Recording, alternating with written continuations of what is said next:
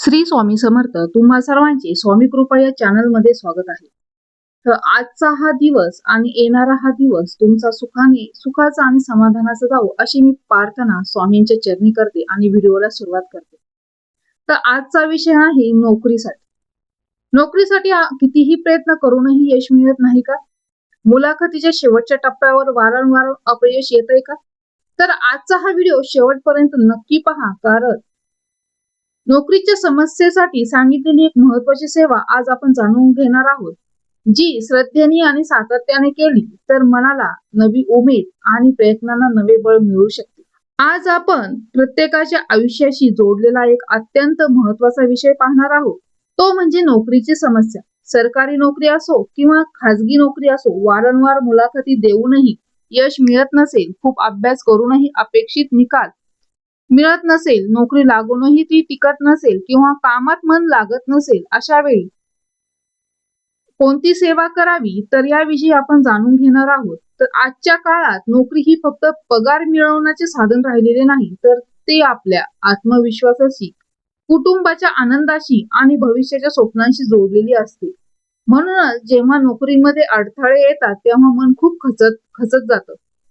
अनेक प्रयत्न करूनही यश मिळत नाही तेव्हा काही जण निराश होतात. पण अशा प्रत्येक क्षणी स्वामी समर्थ आपल्याला धीर देतात. ते सांगतात, प्रयत्न सोडू नका आणि श्रद्धाही सोडू नका. आज आपण नोकरीच्या समस्येसाठी असलेली सेवा कोणती आहे, तिचं महत्व काय आहे आणि ती कशी करायची आणि सेवा करताना मनात कोणता भाव ठेवायचा हे सविस्तरपणे जाणून घेणार आहोत. सर्वप्रथम एक गोष्ट समजून घेऊया. नोकरीची समस्या म्हणजे नोकरी न लागणं एवढंच नसतं. कधी कधी परीक्षा होऊनही निकाल लागत नाही. कधी कधी शेवटच्या टप्प्यावर अपयश येतं. कधी कधी सरकारी नोकरीसाठी वर्षानुवर्ष प्रयत्न करूनही यश मिळत नाही.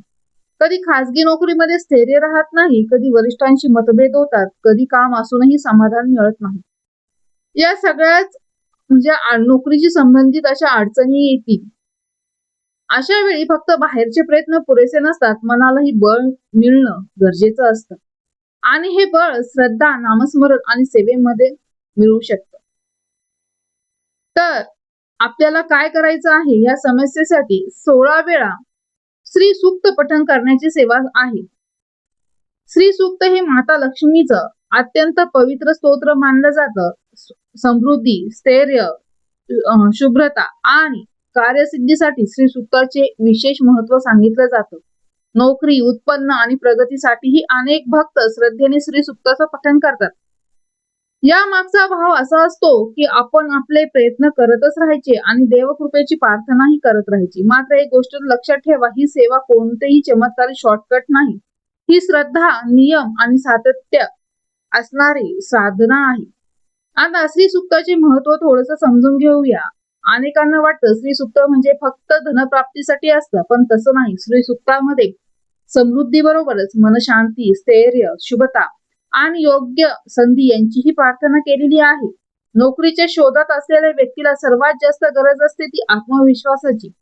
मन शांत असेल तर अभ्यास चांगला होतो, मुलाखतीत आत्मविश्वासाने बोलता येतं, निर्णय योग्य घेतले जातात. म्हणून श्री सूक्ताचं पठण हे मनाला सकारात्मक ऊर्जा देणारं साधन मानलं जातं. आता ही सेवा कशी करायची ते आपण पाहूया.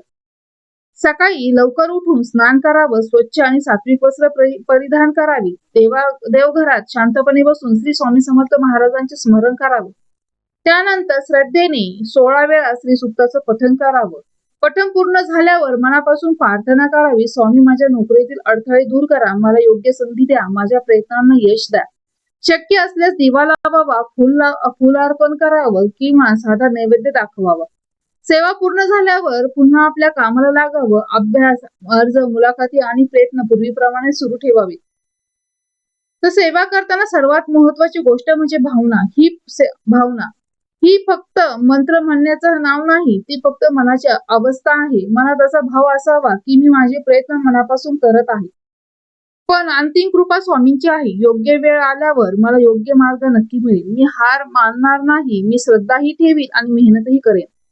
अनेक वेळा आपण सेवा करतो पण मनात सतत शंका ठेवतो, हे होईल का, मला खरंच फायदा होईल का. पण श्रद्धा आणि संशय एकत्र राहत नाही. म्हणून सेवा करताना पूर्ण विश्वासाने सातत्याने स्वामींचे स्मरण करावं. आता एक महत्वाचा प्रश्न, फक्त सेवा केली की नोकरी मिळते का? तर उत्तर आहे नाही. सेवा जितकी महत्वाची आहे तितकेच प्रयत्नही महत्वाचे आहेत. सरकारी नोकरीसाठी अभ्यास, सराव, परीक्षा आणि सातत्य आवश्यक आहे. खाजगी नोकरीसाठी कौशल्य, अनुभव, चांगला रिझ्यूम आणि आत्मविश्वास गरजेचा आहे. सेवा ही आपल्या प्रयत्नांना आध्यात्मिक बळ देणारी असते. म्हणून भक्ती आणि कर्म हे दोन्ही एकत्र चालले पाहिजेत. स्वामींच्या भक्ती परंपरेमध्ये आणखी काही सेवांचाही उल्लेख आढळतो, जसं गुरुचरित्र पारायण, गायत्री मंत्र जप, अन्नदान, नियमित नामस्मरण, दिवप्रज्वलन आणि स्वामींच्या चरणी मनापासून प्रार्थना. पण कोणतीही सेवा करताना उद्देश फक्त लगेच नोकरी मिळावी एवढाच नसावा, तर माझ्या आयुष्यात योग्य संधी, योग्य मार्ग आणि स्थैर्य यावं असा असावा. कधी कधी आपण ज्या नोकरीसाठी धडपड करत असतो त्यापेक्षा अधिक चांगली संधी आपली वाट पाहत असते. म्हणून संयम ही तितकाच महत्वाचा आहे. सरकारी आणि खाजगी नोकरीमध्ये फरक असला तरी एक गोष्ट दोन्हीकडे समान आहे, ती म्हणजे मानसिक स्थैर्य. मन शांत असेल तरी अभ्यासही चांगला होतो, मुलाखतीतही आत्मविश्वास दिसतो आणि निर्णयही योग्य घेतले जातात. म्हणून स्वामींची सेवा मनाला स्थिर ठेवण्याचं मोठं काम करत असते. आता शेवटी एक गोष्ट नक्की लक्षात ठेवा, निराशा करू नका, स्वतःची इतरांशी तुलना करू नका, आळस करू नका, चुकीचे मार्ग निवडू नका आणि सतत माझ्या नशिबात नाही असं म्हणू नका. त्याऐवजी रोज स्वतःला सांगा, मी प्रयत्न करणार आहे, मी सेवा करणार आणि स्वामींच्या कृपेवर विश्वास ठेवणार आहे. जीवनात अडथळे येणं स्वाभाविक आहे, पण अडथळे म्हणजे शेवट नसतो, तो नव्या सुरुवातीचा टप्पा असतो. जर तुमच्याही आयुष्यात नोकरीची समस्या असेल तर श्रद्धेने सेवा करा, नियमित श्रीसूक्त पठण करा, स्वामींचे नामस्मरण करा आणि आपल्या प्रयत्नामध्ये कधीही खंड पडू देऊ नका. योग्य वेळ आल्यावर योग्य संधी नक्की मिळेल, अशी भक्तांची श्रद्धा आणि अनुभव आहे. स्वामी समर्थांच्या मार्गात एक गोष्ट नेहमी सांगितली जाते, श्रद्धा म्हणजे फक्त इच्छा पूर्ण झाली तरच देवावर विश्वास ठेवणे नाही, तर श्रद्धा म्हणजे परिस्थिती कितीही कठीण असली तरी स्वामी माझ्या सोबत आहेत हा विश्वास कायम ठेवणे. आजची नोकरीची चिंता असेल तर उद्या कदाचित दुसरी अडचण असेल, पण प्रत्येक वेळी जर आपण स्वामींचे नाम घेत राहिलो, सेवा करत राहिलो आणि आपल्या कर्तव्यापासून मागे हटलो नाही, तर मग मनाला एक वेगळीच ताकद मिळते. हीच ताकद आपल्याला पुन्हा उभं राहायला शिकवते. म्हणून कोणत्याही अपयशाने खचून जाऊ नका. प्रत्येक मुलाखतीत, प्रत्येक परीक्षा आणि प्रत्येक प्रयत्न हा तुम्हाला यशाच्या आणखी जवळ घेऊन जात असतो.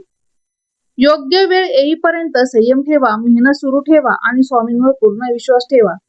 जर हा व्हिडिओ तुम्हाला आवडला असेल, ही माहिती आवडली असेल, तर इतर स्वामी भक्तांपर्यंत, इतर तुमच्या नातेवाईकांपर्यंत हा व्हिडिओ नक्की पोहोचवा.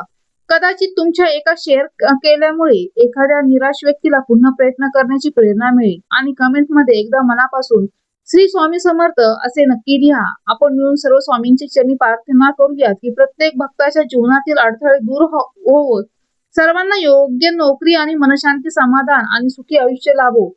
तर पुन्हा भेटूया अशाच एका भक्तिमय आणि प्रेरणादायी विषयासह. तोपर्यंत श्री स्वामी समर्थ.